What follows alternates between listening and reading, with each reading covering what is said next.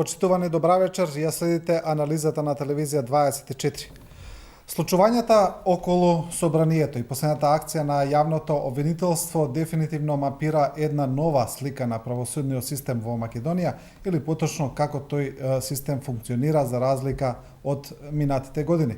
Но овие случувања сега се поврзуваат и со целата политичка ситуација во Македонија, со делувањето на опозицијата и со самото незино постоење на политичката сцена отвара доста дилеми околу тоа како таа ќе продолжи да функционира со оглед на бројот на лица во неа кои се осомничени или обвинети во разни постапки.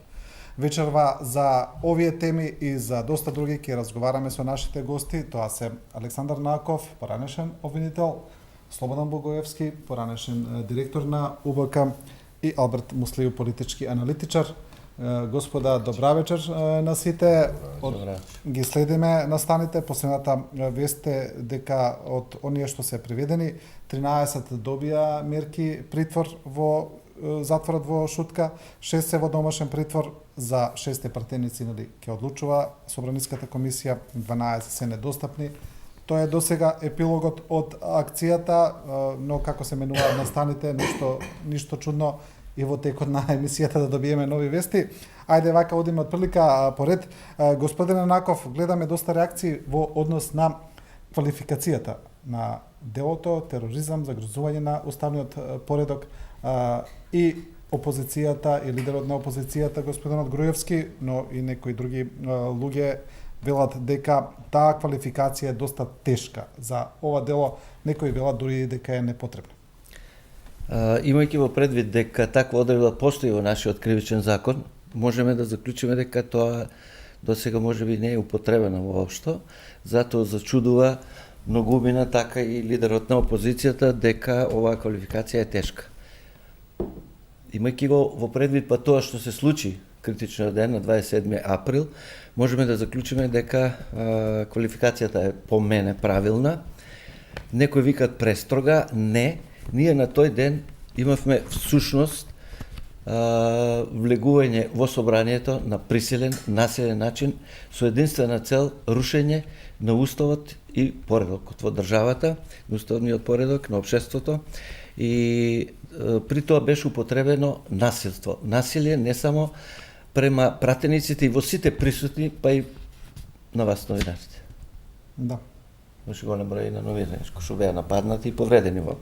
Така да по мене е издржана таа квалификација, можеби не за сите, да издржи до крај, меѓутоа правилно е поставена, па натаму истрагата и текот на расправата ќе покаже дали е се така. Да. Господине Богоевски, имаме притвор и за господинот Чавков, значи тој е поранешен министер за внатрешни работи. Ми се чини прв ваков случај во Македонија да добиеме притвор за така висок профил на политичар, но и за организаторите на протестите. Според она што ние го имаме како информација, од тоа што господинот Чавков го кажал во судот за време на распитот, тој кажал дека тој бил шеф на оперативниот штаб, но дека тој не знаел, немал овластувања врз тоа што прави полицијата на терен, дека полицијата требало да направи проценка на ситуацијата и дека тој не бил виновен што полицијата не реагирала.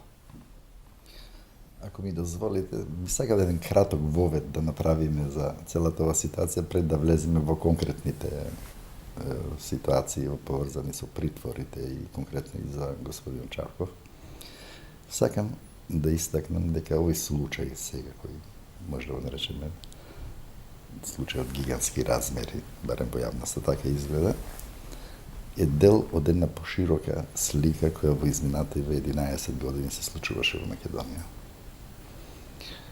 Се отворија многу прашања, многу дилеми и околу квалификацијата на делото, според членот 313 од Кривичниот законник, и дали е тоа вистинската квалификација и околу определувањето на притворот. Сакам да потсетам дека ово кривично дело, предвидено во член 313, е новела во нашето кривично законодавство од 2008 година, врз основа на Конвенцијата на Обединетите нации за спречување на финансирањето на тероризмот и конвенцијата од 2005, Европската конвенција за спречување на перење пари и финансирање на тероризам. Но, како што во многу области кај нас се случува, нејаснотиите во одредбите на многу закони, вклучително и на кривичното законодавство, ќе видите внатре дека имате јазични, нелогични конструкции, нити правно издржани, создава потешкоти во примената на законите и кај обвинителите, и кај Министерството за внатрешни работи, и кај судството. И од тука се отварат прашања дали квалификацијата била соодветна и дали притворот е задолжителен или не е задолжителен. Да, особено тоа прашање за претениците. Да подсетам дека во изминатиот период на владењето на Груевски, владата на Груевски, притворите се пишува во кафеани, по канцеларии на Министерството за внатрешни работи, како ќе се поднесеше пријава по налог на ВМРО, како го нарекуваше министерката, така завршува решението за притвор. Ево конкретно ќе ви кажам мојот случај. Без никаков основ, без никакво сторено дело, мене ми беше определен притвор, кој траеше 8 месеци.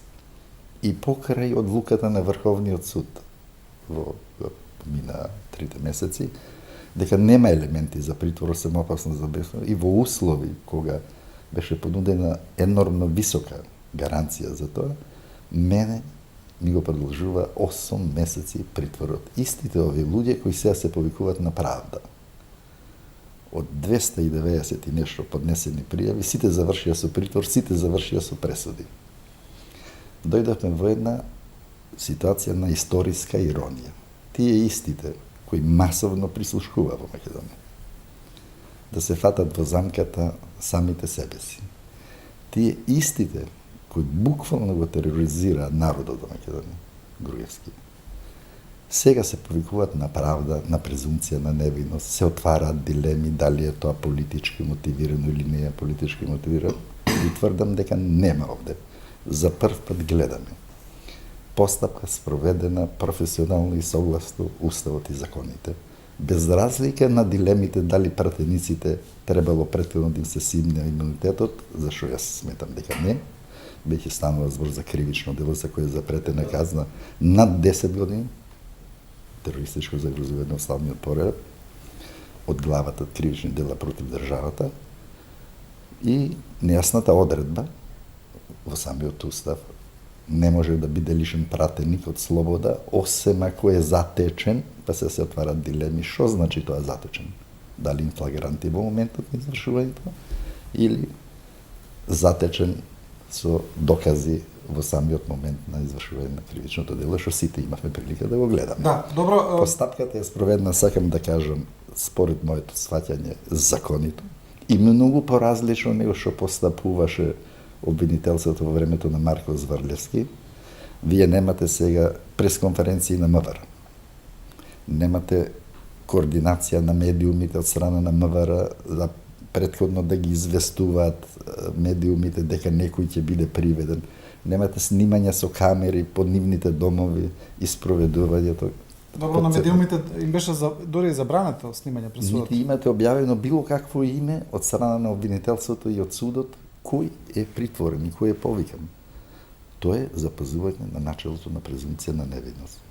А за претениците ќе се навратиме по повеќе. Да, вие отворивте доста теми сега во ова ваше еднововедно излагање, затоа сакам да го прошириме. Да, но тие ќе бидат поединечно, ќе разговараме баш за тие теми, за тие дилеми.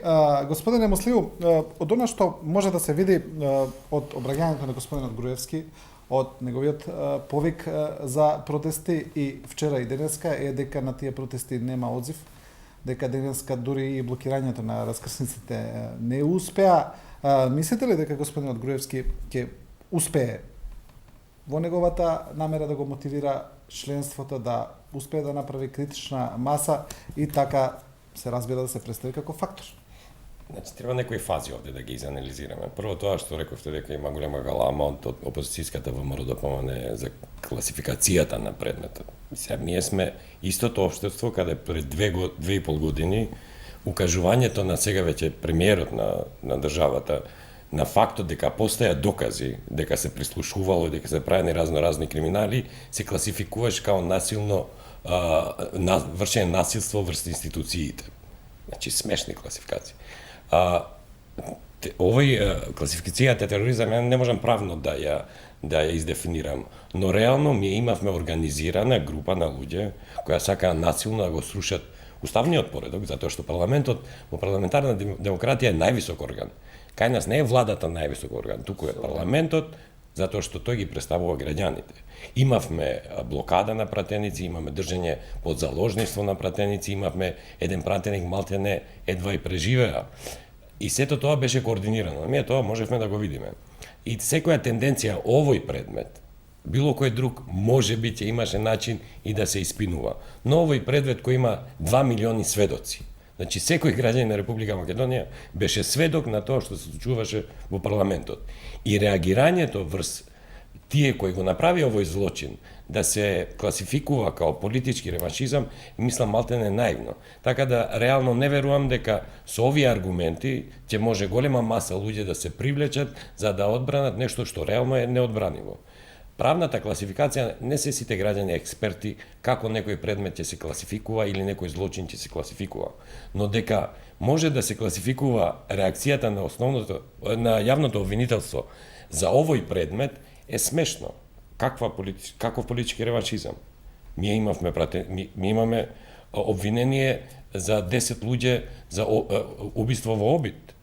Значи, ние сме сите сведоци на тоа кој отвараше порти, кој вршеше насилство, кој ги напаѓаше пратениците. Така да се класификува овој предмет како политички реваншизам, мислам наивно, и со самото тоа што е наивно, не верувам дека голема маса на поддржувачи на ВМРО-ДПМНЕ, на искрени членови на ВМРО-ДПМНЕ, ќе се мотивираат да одбранат нешто што верувам ни во нивната идеолошка класификација е неодржливо. Не можете вие на некому да му опростите нешто што е неопростиво, а од друга страна вие секој ден као граѓанин за секој евентуален прекршок да се соочувате со законот. Така да не верувам ја во никакви предвидувања дека ова ќе генерира големи тензии во општеството, па дури и најавата на председателот, мислам дека беше дел од сценарието за ние овде да расправаме дека евентуални тензии ќе се случат во општеството. Не може во едно нормално општество кој го виде тоа што се случуваше на 27 април да вие генерирате големи протести или тензии кај граѓаните зошто некој е притворен. Како е процесот спроведен, ја као дел од граѓанското општество, во принцип сум против притварања, непотребни притварања. Но да не забравяме, ние минатите месеци сме имали искуства каде што одложувањето на притворот ни резултираше со бегање на осомничен. Ние имаме 20 во Солун. Кај нив притворот да се спроведеше веднаш, тие веќе се сочуваа со законот. Така да притворот, мислам дека од сега па на иднина треба и тие кои го одредуваат објективно да го образложат, затоа што тоа е крајна мерка. Ја мислам дека и во законот е крајна мерка за обезбедување, но некогаш истата е потребна.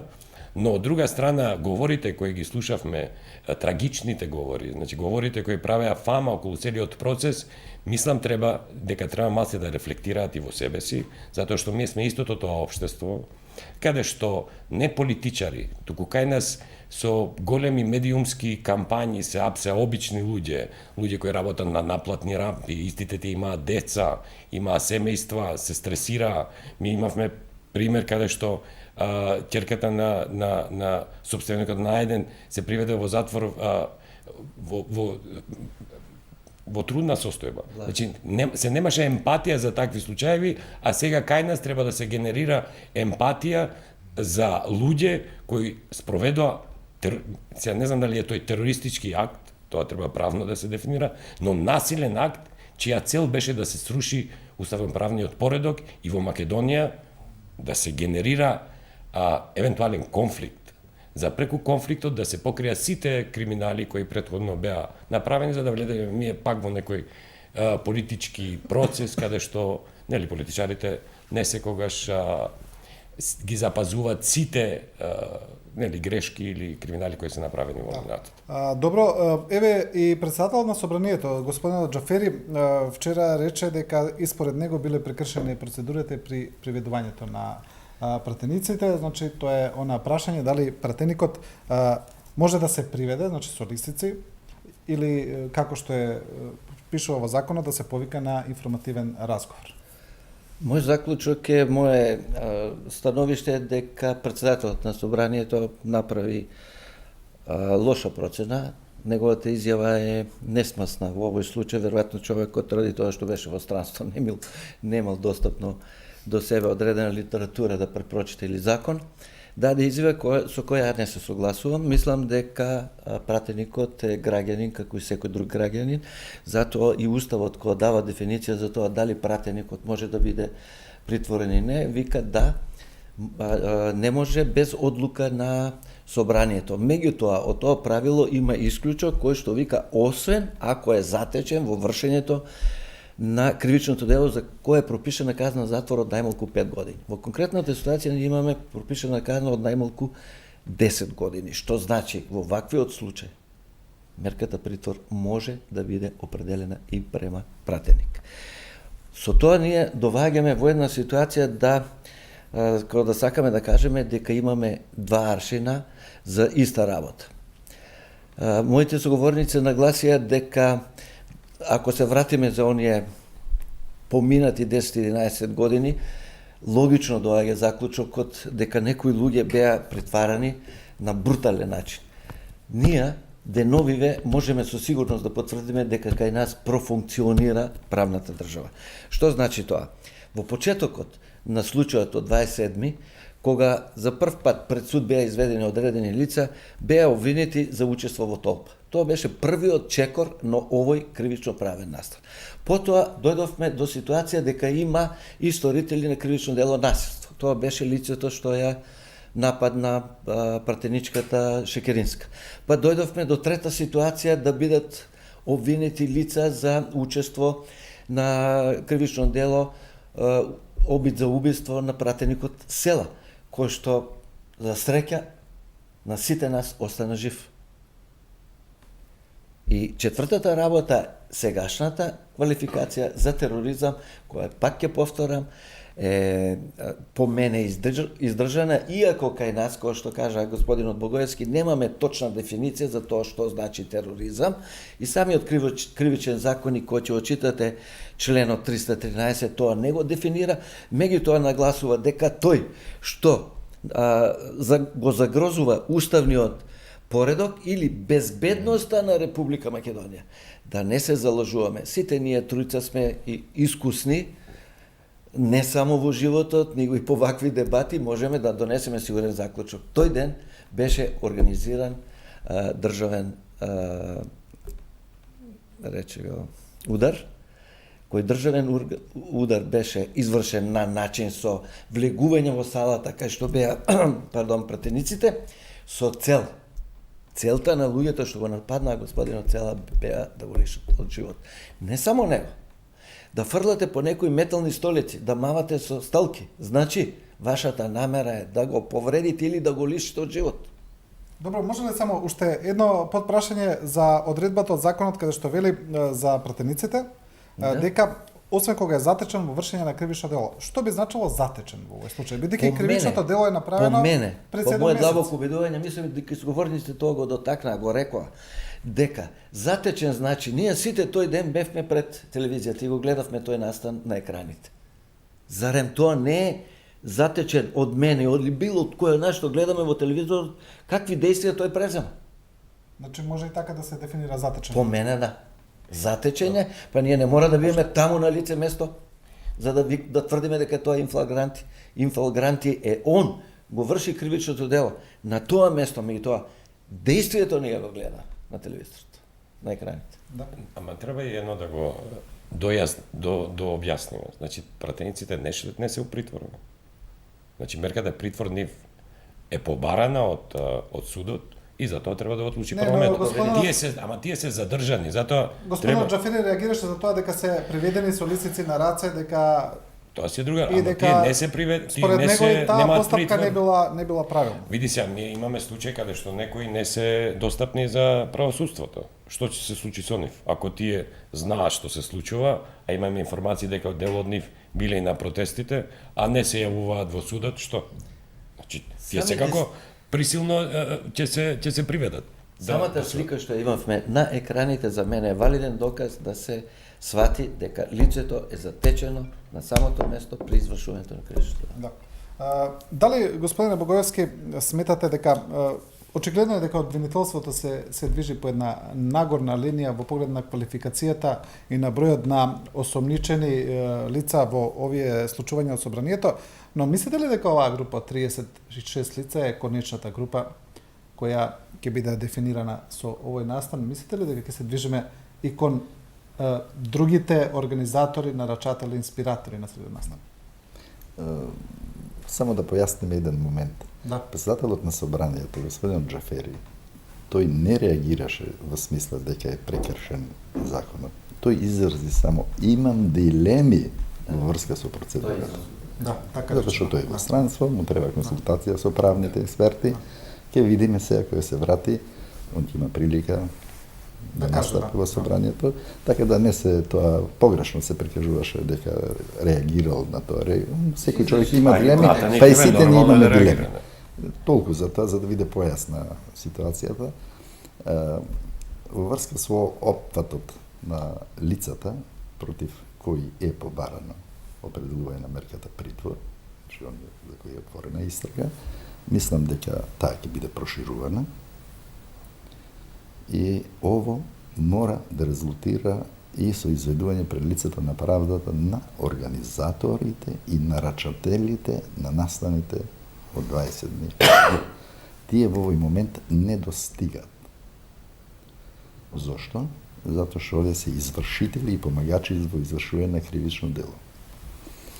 Организаторот не е опфатен во оваа фаза.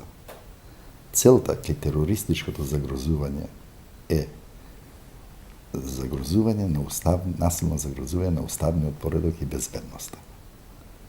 Ако остане нова, вие не можете докрај мотивите да ги разјасните, нити целите на ова терористичко загрозување, ако не дојдеме до организација. Иако во јавноста сите знаат кој е организатор и нарачател, тој е господинот Груевски, председателот на Република Македонија Ѓорѓе Иванов и фамилијата на Груевски, зборам за Мијалков и останатите. Зошто? Затоа што оваа толпа, како што кривичниот законник ја дефинира, односно протестантите од заедничка Македонија, некој однатре ја возможи да влезат. Службените лица не ги попречија нити пратениците, нити другите лица да ги трнат од брмбените зони за влез во собранието. Тоа е едно. Второ, видовте сами на екраните, влегувањето на протестантите во собранието беше дочекано од присутни овластени службени лица од Министерството за внатрешни работи, од ДУБК, од Агенцијата за разузнавање, од Министерството за одбрана. Што говори тоа? Господинот Чавков не може да се брани. Јас не знам кај бев. Он во исто време беше и директор на Бирото за јавна безбедност, во исто време и главен командант на штабот. Што значи штаб за јавноста да појасниме? Штабот не е никаков орган. Во праксата на работењето на Министерството за внатрешни работи, кога има масовни нарушувања на јавниот ред или настани од безбедносна природа кои можат сериозно да го нарушат јавниот ред или поредокот, се формира штаб, централен штаб. Начело, нормално дека раководи првиот човек, како што на времето јас сум раководел со вакви штабови и другите кои раководеле со овие органи. И тоа е за брзо координирање на сите ресори. Овде не само што не видовме брзо реагирање, него видовме блокада на остварувањето на функциите на Министерството за внатрешни работи, затоа што подчинетите, подчин испод Чавков, беа блокирани да преземат било какви действија од господинот Чавков. И за него нема никаква одбрана да каже дека јас не знам кај бев, не знам што правеле тие, он по закон и по подзаконски акти е најодговорниот за оваа ситуација во смисла на извршување и постапување на припадниците на Министерството за внатрешни работи. Од друга страна, ако се сеќавате, господинот Груевски при секој едно апсење во сите овие случаи, да речеме ликвидација, шпијун, телевизија А1, кој беше исто многу драматично, влегување по куќи, по канцеларии, мали деца, бремени жени, тоа сето тоа го снимаше, ама го гледаше од дистанца. Секој пат излегуваше надвор од Македонија и овој пат отиде во Виена, од Виена да го гледа. За да би кога ќе се врате назад, да ги начално осуди и да побара одговорност за сите тие кои го нарушиле јавниот ред и мир или безбедноста. Првата изјава му беше таа. Зошто? Затоа што тие се организаторите и сакам да подсетам. Тие го блокираа собранието, да не може да се конституира собранието. Во оваа група припаѓа и председателот Трајко Велјановски на собранието, поранешниот. Го блокира да не може да се конституира. Што е тоа ако не е насилно загрозување на уставниот поредок? Тие истите секојдневно, почнувајќи од Груевски, Трајко Велјановски, Ѓорѓи Иванов, председателот, го повикуваа народот да ја преземе судбината во своите раце. Што значи тоа? Тоа значи потикнување и организирање. Организацијата припадна нормално на професионалците, како што е Чавков, како што е Мјалков и другите околу нив, кои обезбедија услови внатре да толпата влезе со помош на одделни пратеници кои сега се предмет на оваа истрага и да се обиде и да ги убие и господинот Заев, господинот Села и било кој друг можеше таму да насреда. При такви напади само жива среќа ги спасе луѓето да не погине некој. Тоа е школски пример на терористичко загрозување на уставниот поредок и безбедност. И тука нема дилема за квалификација. Да го искористиме господинот за да ни објасни по законот за полицијата. Полицајецот е 24 активно лице во одбрана на уставниот поредок. Дали во една ваква ситуација полицајецот требаше да чека наредба, гледајќи го сето она што се случуваше према било кој од пратениците, посебно по во случајот на Сел? Може да одговори? Да, па затоа го При вакви конкретни насами, полицијата функционира на два принципа. Тоа е принципот на субординација и хиерархија. Што значи тоа? Тоа се лица кои имат чинови. И мора да се почитуваат командите, затоа и се формира ваков штаб, за да командува со постапувањето. Конкретниот полицаец кој во секојдневното извршување на своите службени обврски и дури кога не е на служба е должен да врши службата, дури кога е во цивил, во конкретнава ситуација тие права се суспендират, станува дел од извршителите на командната одговорност. Тоа значи дека тие биле онеспособени да си ги преземат активностите од страна на штабот во МВР. Ја мислам дека зборот терор треба да го објасниме. Не е тој толку нејасен. Тоа е кога преку насилие, ширење на страв, вие се трудите да ги рушите институциите.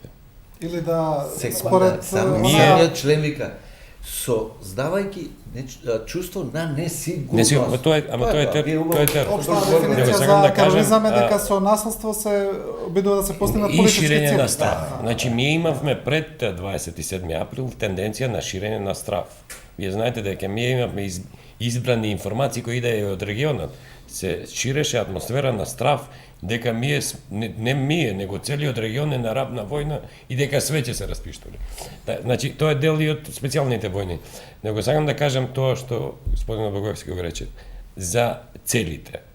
Значи, ова се извршителите, ние треба да дојдеме до целите.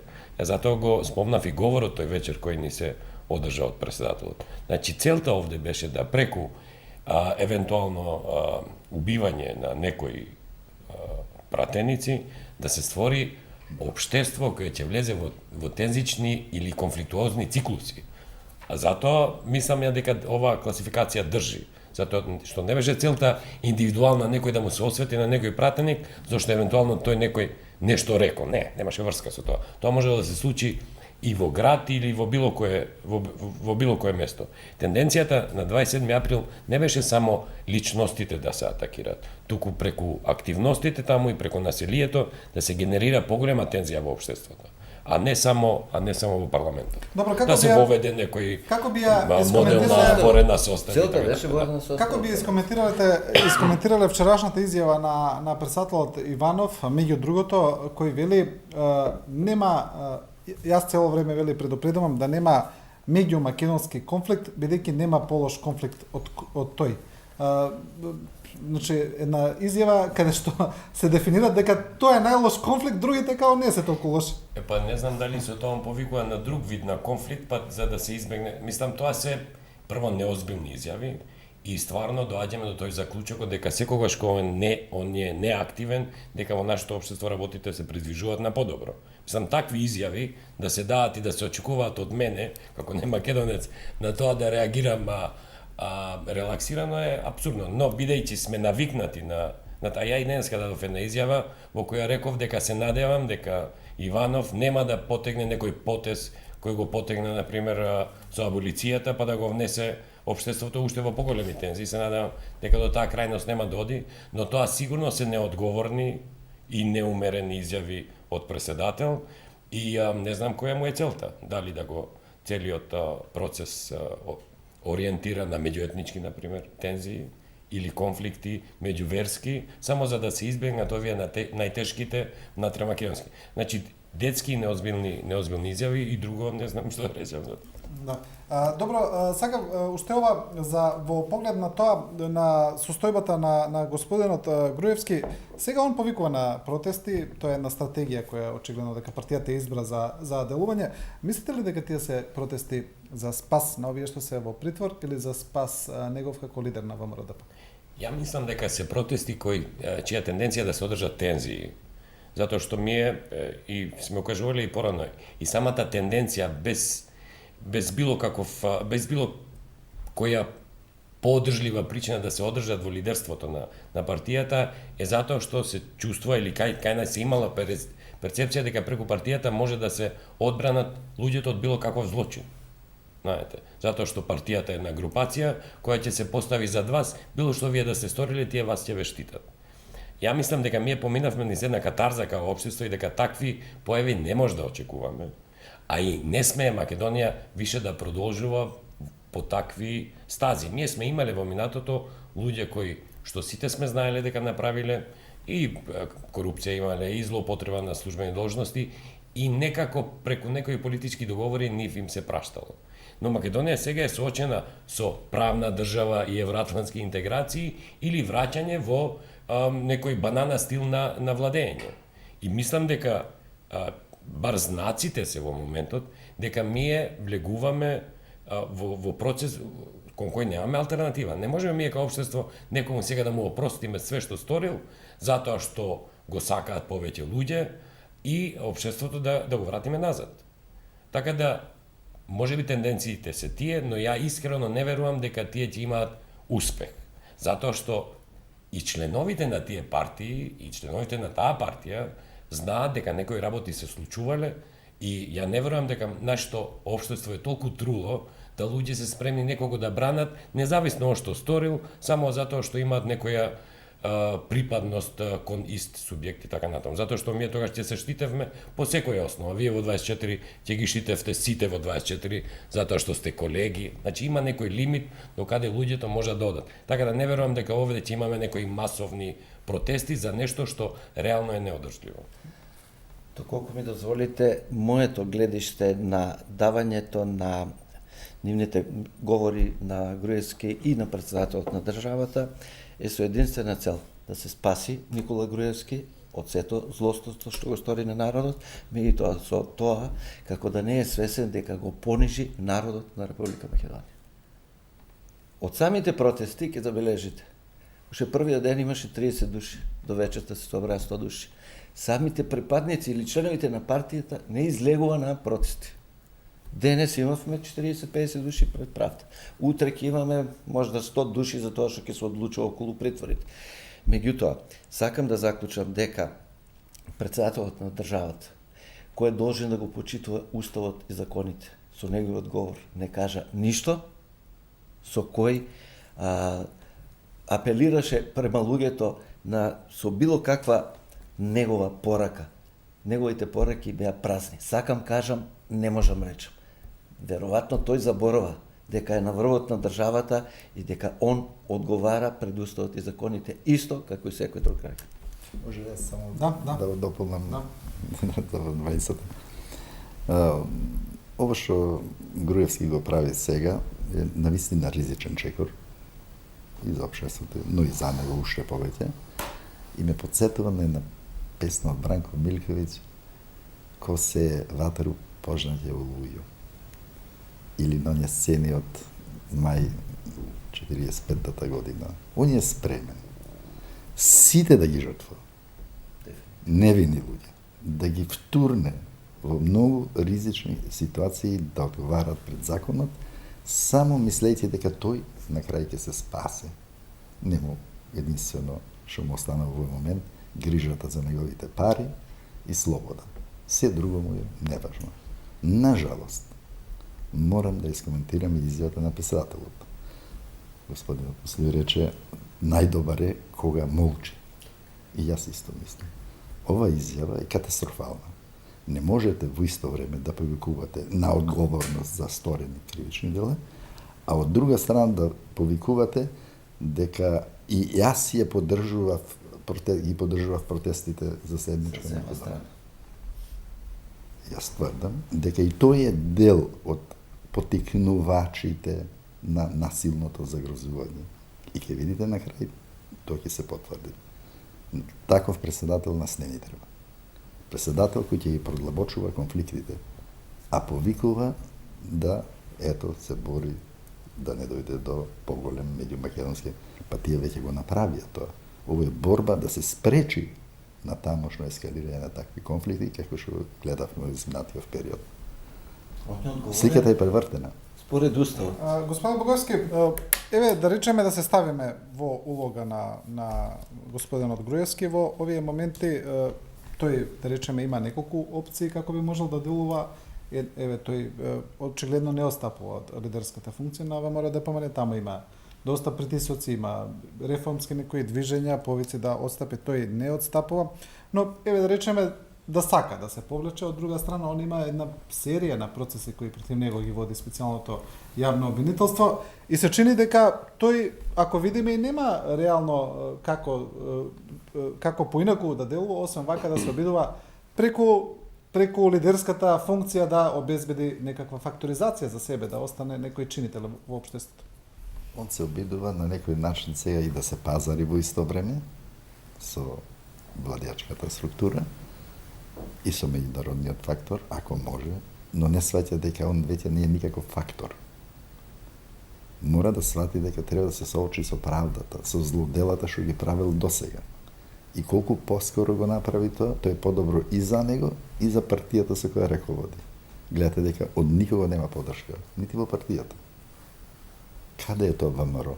Затоа што јас одавно сум рекол дека он нема никакви допирни точки со ВМРО, он е туѓо киво во ВМРО ДПМН.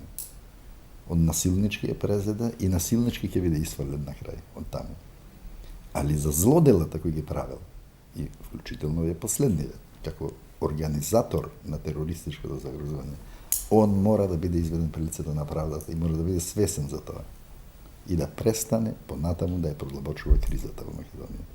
Колку повеќе прави, толку потешка ќе биде одговорноста.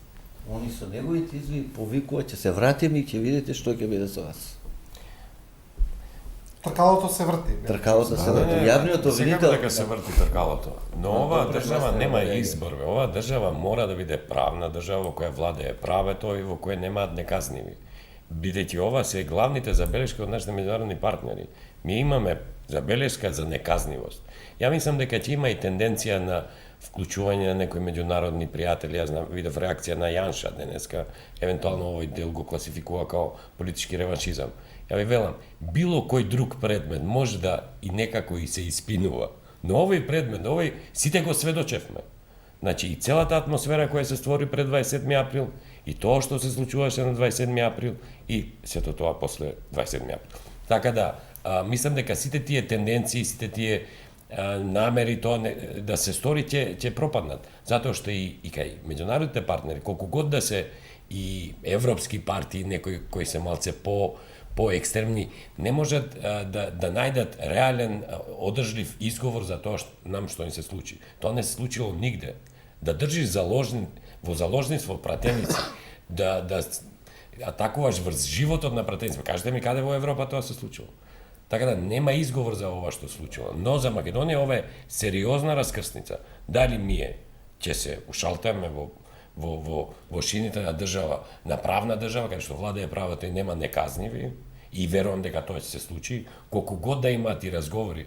Ја верувам дека колку год да имаат и калкулации, евентуални преговори за некој дил да направат, тој не може да помине затоа што и општеството тоа нема да го прифати. Вие знаете дека и во минатите месеци ми имавме и разни разговори или коментари или шушкања низ куларите дека има некаков дил. Не сме да има дил, ја не знам кој би бил тој јунак во Македонија кој би направил политички дил во ваква ситуација. Само една реченица. Ево денес се донесе во рамките на планот 369 и стратегија за развојот на правосудството во Македонија. Да, токму со правосудството ќе продолжиме, но мора да направиме една кратка пауза сега за реклами. Вие останете со нас, ќе се вратиме брзо, емисијата ќе продолжи уште поинтересна од првиот дел.